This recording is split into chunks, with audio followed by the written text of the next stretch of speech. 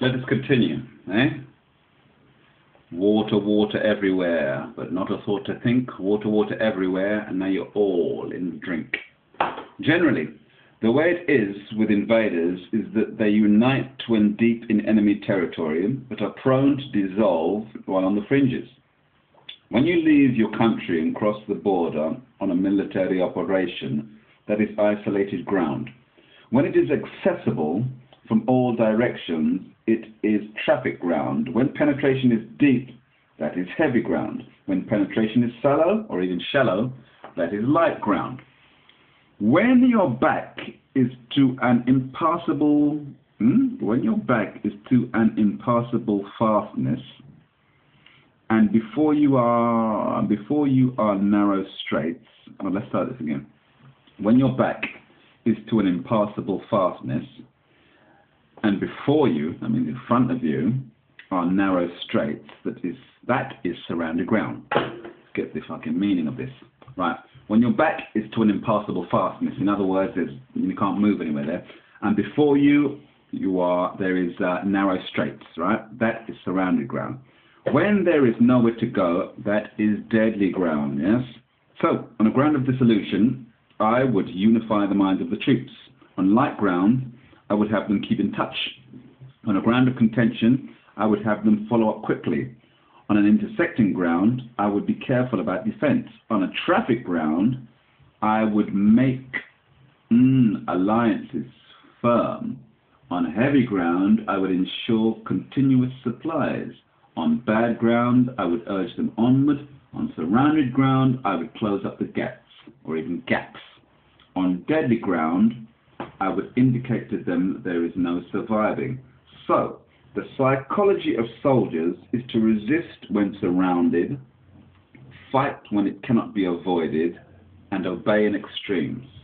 Now, some idiots walking past the flat, but we will ignore them before I zap them with some of this. Water. Yes, folks, that's all I use, water. I don't use any other weapon. Water.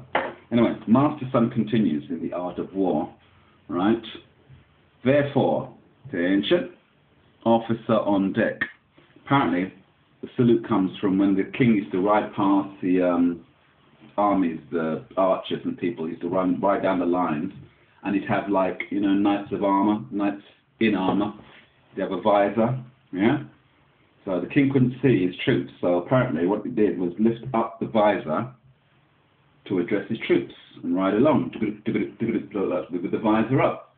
And apparently that's where the salute came from, I suppose that's why, I think it's in the, in the army or the, anyway, I think the Navy salute like this, the British Navy I'm talking about, and the Army and the RAF have to do it open-handed for some reason. I don't know if it's the left or right hand. But it's interesting stuff. Apparently also, the two fingers, F off, that came from, I think I might have told you this before, Agincourt or something, anyway, during the Battle of Roses or this, that, or whatever. Archers, yes? Archers used to use the two fingers, draw a bow, and you fire. And apparently sometimes, to stop them becoming mercenaries or this, that, and the other, they'd have their fingers cut off. Yeah, so they couldn't have their archery fingers. But this was a way of showing to the opposition or someone that you were still an able archer. You still had your two fingers. And that supposedly is where the two fingers came from, which the Americans give the one finger. Anyway, interesting, eh? Salute, supposedly visors, two fingers, supposedly archers. I don't know, I wasn't there. That's what I used to say to a history teacher. How do you know King Harold got it in the eye with an arrow? Were you there? No, then it's all hearsay. Anyway, so the psychology of soldiers is to resist when surrounded, fight when it cannot be avoided, and obey in extremes.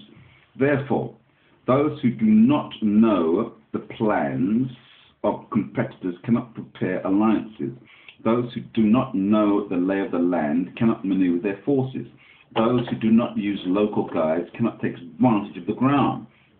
The military of an effective rulership must know all these things. When the military of an effective leadership attacks a large country, the people cannot unite. When its power overwhelms opponents, alliances cannot come together. So saith Sun Tzu, the Art of War. Right.